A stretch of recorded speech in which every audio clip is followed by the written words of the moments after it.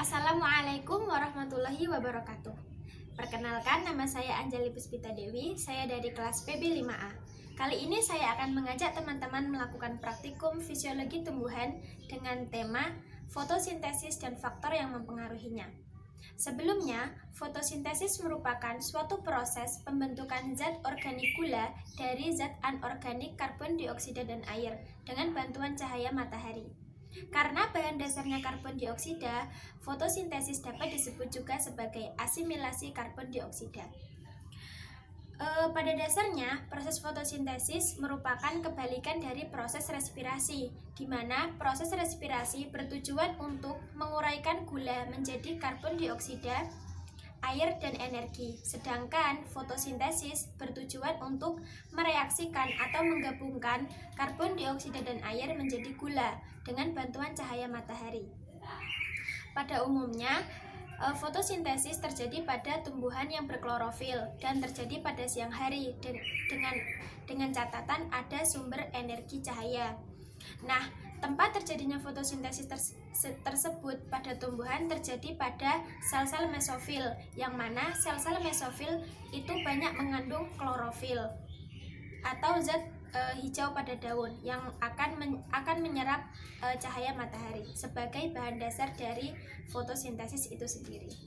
Nah, tujuan dari praktikum kali ini adalah untuk mengetahui hasil dari fotosintesis dan menganalisis faktor lingkungan terhadap fotosintesis atau faktor-faktor lingkungan yang mempengaruhi fotosintesis.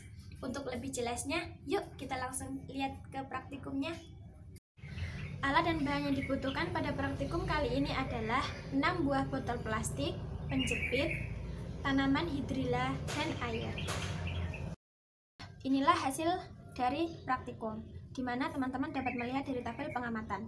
Perlakuan 1, air biasa, kemudian cahaya matahari langsung. Jumlah oksigen yang dihasilkan adalah sangat banyak. Menit pertama munculnya oksigen adalah menit keempat. Yang kedua, air biasa namun tidak terkena matahari secara langsung. Jumlah oksigen yang dihasilkan adalah sedang dan munculnya oksigen yaitu pada menit ke-6.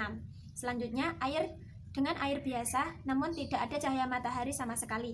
Jumlah oksigen yang dihasilkan adalah 0 atau tidak ada oksigen. Kemudian air es dan diletakkan pada cahaya matahari tidak langsung. Oksigen yang dihasilkan adalah sedikit. Munculnya oksigen yaitu pada menit ke-30. Yang kelima adalah dengan air es, namun tidak ada cahaya matahari sama sekali. Jumlah oksigen yang dihasilkan adalah 0. Kemudian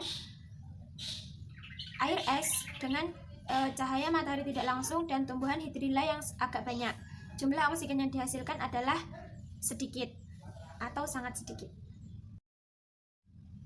Lanjut, fotosintesis merupakan suatu proses metabolisme dalam tanaman untuk membentuk karbohidrat yang menggunakan CO2 dari udara bebas dan air dari dalam tanah dengan bantuan cahaya dan klorofil. Fotosintesis dipengaruhi oleh 2 faktor, yaitu faktor genetik dan faktor lingkungan. Faktor genetik meliputi perbedaan antara spesies, pengaruh umur, daun, dan pengaruh laju translokasi fotosintat. Kemudian faktor lingkungan meliputi ketersediaan air, ketersediaan CO2, pengaruh cahaya, serta pengaruh suhu.